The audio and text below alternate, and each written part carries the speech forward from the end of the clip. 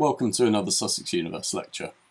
For this lecture we have me, so I'm actually introducing myself for once, which is a bit strange. But regardless, I'm Will Roper. Many of you may recognise my voice from previous videos, or indeed if you long ago used to come along to when we did this live in the distant memory of Sussex Universe, then you'd know me as for introducing speakers and generally being involved in running the talks for the past 2 years. But today I'm in the hot seat and I'm going to be talking about a side project I work on called SimFarm 2030, where we try to model wheat production based on climate data. And it's statistics, but I promise I will make it as interesting as possible, or at least attempt to. But first, a little bit about me. So I'm an astrophysics PhD student at the University of Sussex, and I primarily work on the FLES simulations. So these are the first light and reionization epoch simulations. There is actually a talk coming up later in the year about this suite of simulations. That'll be given by one of my collaborators on the project. But what this name boils down to is we focus on simulating the formation and the evolution of the first galaxies to form in the universe. So these galaxies formed roughly 13 billion years ago. And it's essentially galactic archaeology. We're trying to work out what the universe looked like when it was a wee babby. In my day-to-day, I'm a code monkey, so all I do all day is develop simulation tools and analysis, primarily in Python. And just on the right here is an animation of the 40 spherical simulations we've run that I made in Python. I'm also heavily involved in the outreach team here at MPS, and as part of that, chair of the Sussex Universe lectures. But all of this is all my work is very not terrestrial, and it's certainly nowhere close to agriculture. So you could probably rename this talk to "Why on Earth is an astrophysicist working with wheat?" And I'm going to attempt to answer that question, as well as why wheat matters at all, and how we go about modelling it, and what we actually model. So first off, just a set of quick facts about wheat. So I'm going to spend the next few slides trying to convince you that wheat does matter. So it may not surprise you, it may surprise you to know that wheat products actually make up 20 to 30% of a person's daily diet in the UK. I mean, you have toast for breakfast, cakes, bread for lunch if you have sandwiches. It really does add up, and it's a really important staple in our diet here in the UK.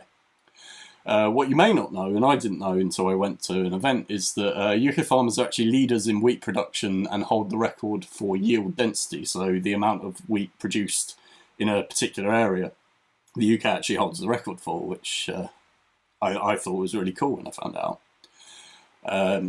And also, just sort of to drive home how important wheat is to the UK, wheat production makes up roughly a quarter of the entire farming sector, and brings in roughly 2.5 billion a year in contribution to that sector. So it really is, we're talking big money when we're talking about wheat production. And understanding this wheat production, it's evidently important economically, but it's also important to predict food shocks. So this is when food supply drops to dangerous levels, and if you understand wheat production, you see a food shock coming in that, or you're able to see into the future in some way. To see that, you'll be able to prepare for it, and hopefully the food shock or the lack of food will not last as long. And also, another thing that surprised me immediately when I jumped into this is I thought wheat was wheat. That is not true. There are hundreds and hundreds of different strains or species, or indeed the technical term being cultivars of wheat, and there may be even more. Breeders are working on making loads constantly. There could even be thousands. So I hope that's sort of slightly driven home how important wheat is, but it's not just important to farmers. So if you're a farmer, you've got a wheat field, you want to invest some money in that, and you want to make money on your investment. And obviously then we've got us as consumers, we care, we want our cakes, we want our bread, and indeed the farmers want their meal for feeding livestock. So we've got two levels of importance there to two different groups. Also, DEFRA, which is the government, so the Department for Environmental, Food and Rural Affairs. They want to know about the big picture. They want to know how much wheat's being produced by the UK. They care about the food shocks, and they want to be abreast on that and know what's going on. And then there's a few other people that this matters to, and one, very surprisingly, is insurance companies. So when a farmer plants a crop, he gets insurance, or she, indeed, gets insurance to protect against should anything terrible happen, should there be a pest outbreak or something like that. But the insurance companies, conversely, they want to know how risky is this farmer's decision. They want to plant this particular wheat. Is that going to be a really risky thing to do in their particular area? Should they charge a really high premium? Should it be a low premium? They want to get that right, because they're a business at the end of the day, whatever you think of insurance companies. And then finally, further up the chain, there's wheat breeders. I sort of alluded to them ever so slightly earlier, and the breeders are looking to take wheat strains and produce better performing wheat strains. They want cultivars with high yield and high protein content and hardy to low temperatures and able to survive with the optimal amount of water. And they want to know all of this, and they want to be able to see which way they should move in their breeding and what they should do. So you've got these 5 distinct groups of people that care. I mean, I'm sure this isn't an exhaustive list, it's just those that come to mind, but even just in sitting coming up with this, there's quite a few people that care about wheat. But let's be a bit more specific again. Say I'm a farmer. I have tons of different wheats that I can plant. I want to know what wheat I can plant that's going to get me the best return, be the safest investment. And apart from just choosing at random, there's actually an organisation called the Agricultural and Horticultural Database, or AHDB, and they produce a recommended list every year of wheat strains, roughly 20 wheats that they recommend that perform well. This list is produced by growing wheat at controlled test sites, and then they do some statistics and work out which are actually performing well enough to include on their list. But there's an issue with this, and it's an issue that they know very well and they're working towards as well along different avenues. But these recommendations don't necessarily translate into farmers' fields. Now, there are going to be certain reasons for this. You could have fungicide reasons, there could be pests, there could be all sorts that are drivers to that. But what we want to do with SimFarm is we want to take that recommended list and augment it with a modeled take on wheat production using historical data, and then we can put that side by side with the recommended list and add value to it. So that's the rough goal. Now, modelling wheat, there are 2 umbrella ways that you could do it. You could do it empirically, which basically applies agricultural knowledge of wheat behaviour to model the production of wheat.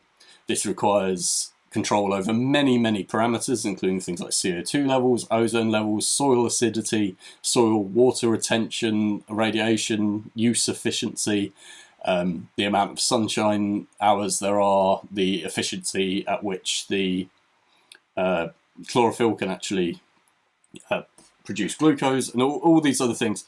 And that makes it a powerful model and quite fast, because you decide all these parameters ahead of time and then you just run it, but it's super inflexible.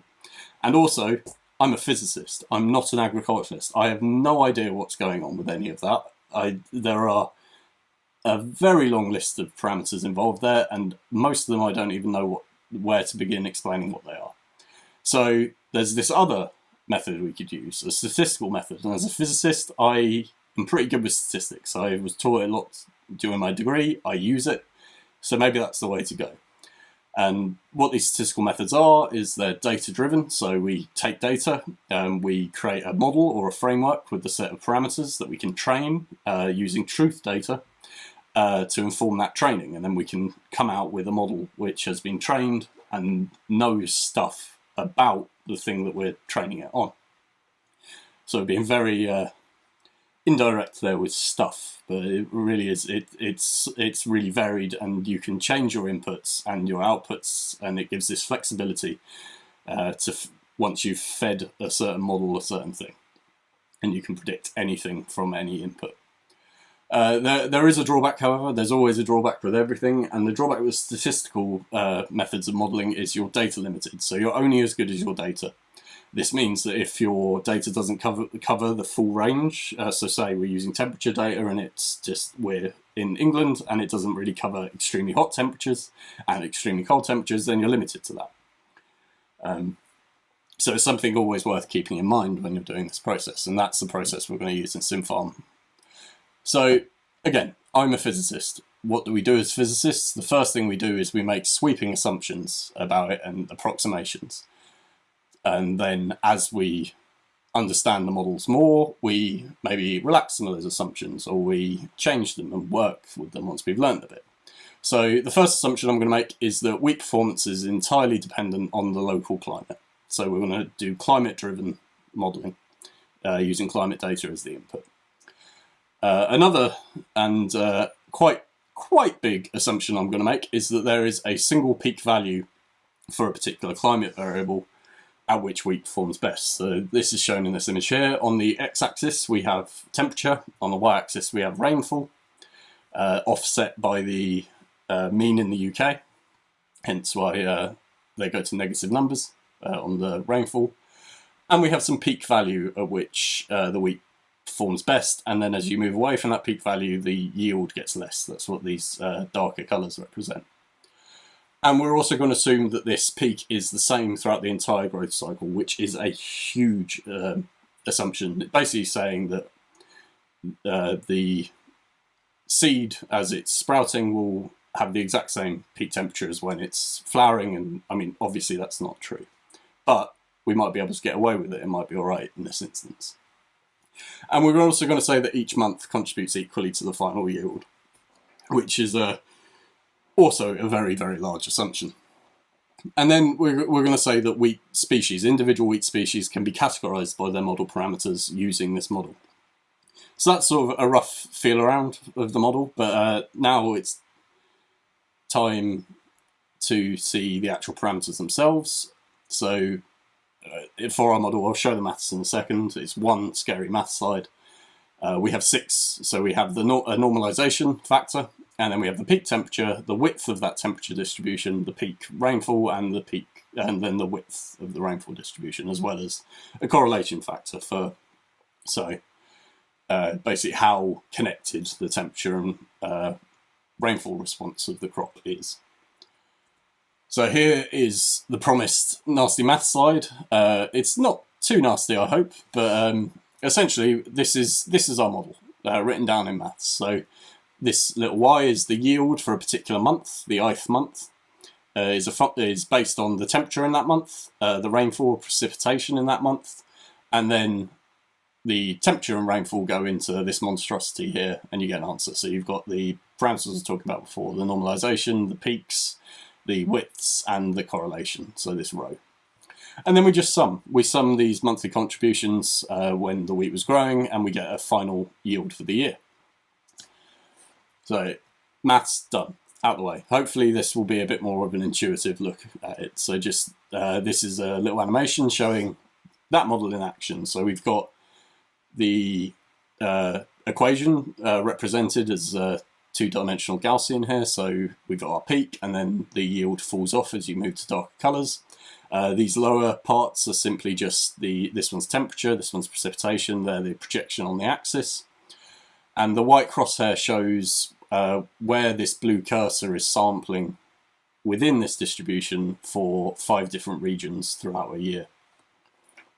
And so I hope that gives somewhat of an intuition for what the model actually looks like and how it behaves and how it works. Feel free to ask me questions in the Q&A if I have made 0 sense during this. So this is how things look currently. We have our inputs, so we have some climate data from the Met Office, and we have some yield data provided by the AHDB recommended list. And then we put these into a black box, and out comes a trained model where we know the parameters, and we can say the parameters for this wheat are this. But what is that black box? That black box is a mess of statistics, and what it boils down to is a process called Markov chain Monte Carlo, or MCMC. And what I'm going to do now is I'm going to try and give a little demonstration of a Monte Carlo technique. So in the simplest terms, if you have a model with 3 parameters, so these are particularly bad examples of this, but they show what I'm talking about quite well. You start at a particular guess, so that's evident here, and then you have a set of walkers, and these walkers walk around the parameter space as time goes on. So x-axis here is time, and on the y-axis you have different parameters, and then there's loads of walkers plotted here, and they're just sort of walking around this parameter space. They work out the probability of a particular parameter being true, and then they move on to a new parameter, and they use that probability to inform where they're going. So now I'm going to try and show a demonstration of how this works. So I'm about to show you some code that I've coded up in Python. So here's me defining the code. I've pulled bits from other places. I'm defining a perfect idealized model, so I know the parameters ahead of time. And I'm just making some random data, and these final lines that here at the bottom are going to define the actual model and run the model. And then it's just a case of running this, and I will cut back and show you the output. So it's been a matter of moments for you. It's been a little bit longer for me. The code has run and we have the animation. Just before I start the animation to show you how Monte Carlos work, how these walkers move around, I just want to describe what you'll be seeing a little bit. So each of these panels is one of the parameters of the model. So we've got the normalization up here, the correlation down here, the peak in temperature and rainfall, and then the width in temperature and rainfall. So you'll see the walkers build up distributions on these panels. What this dashed line is the truth. So it's the value I fed in as the truth, and you should see the walkers gravitate towards it and build up distributions around it.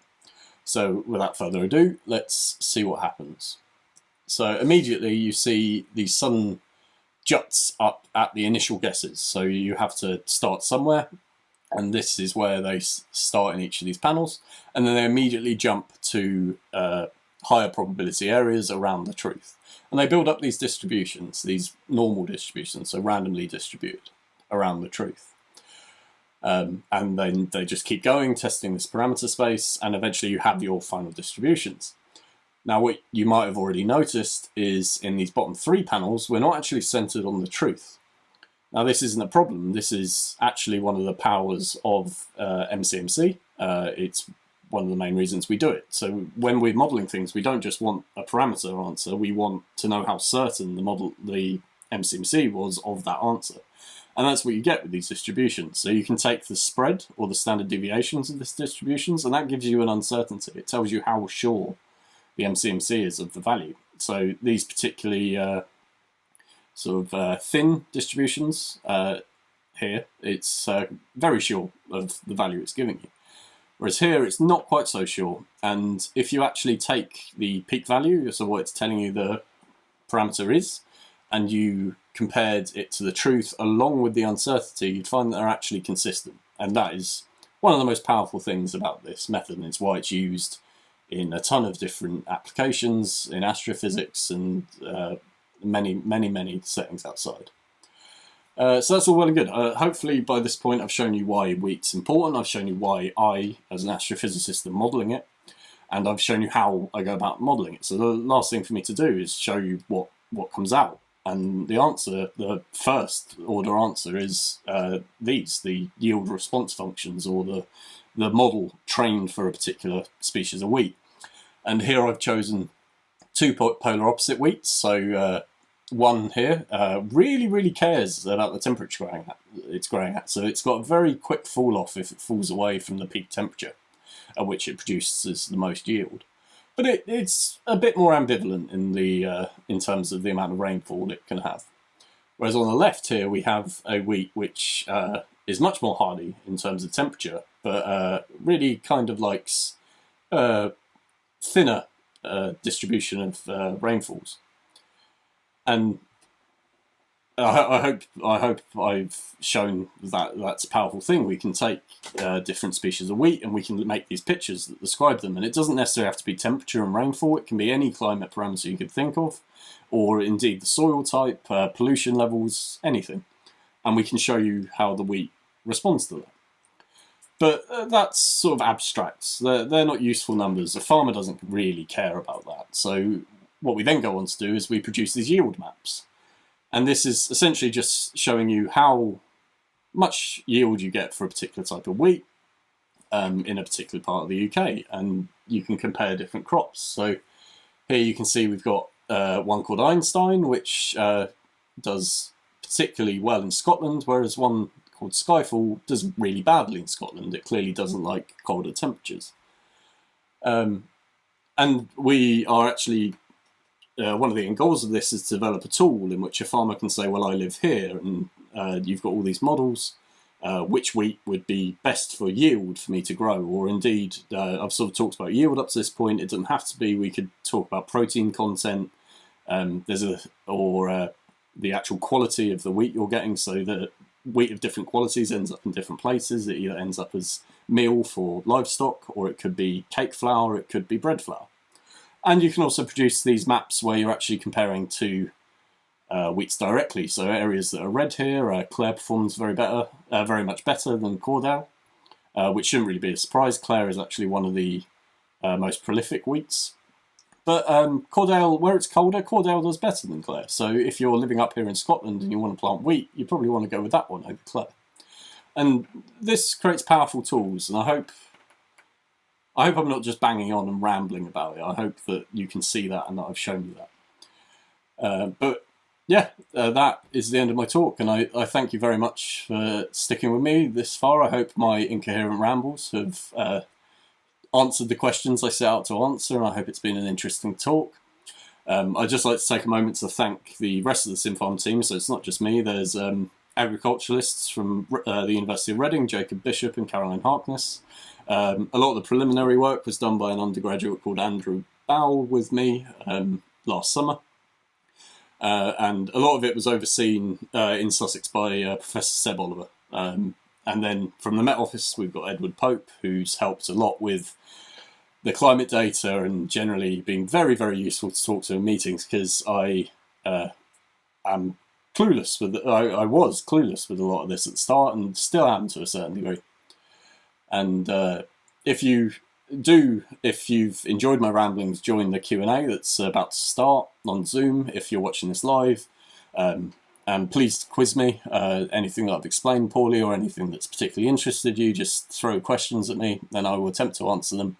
And do subscribe to the channel if you are interested in what we're doing. So we're producing videos. They're going to go down to monthly soon.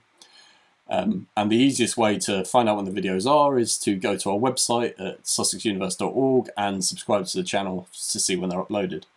But I will leave you with one just word of advice. Do not run in wheat fields. Farmers really don't like it. Thank you very much.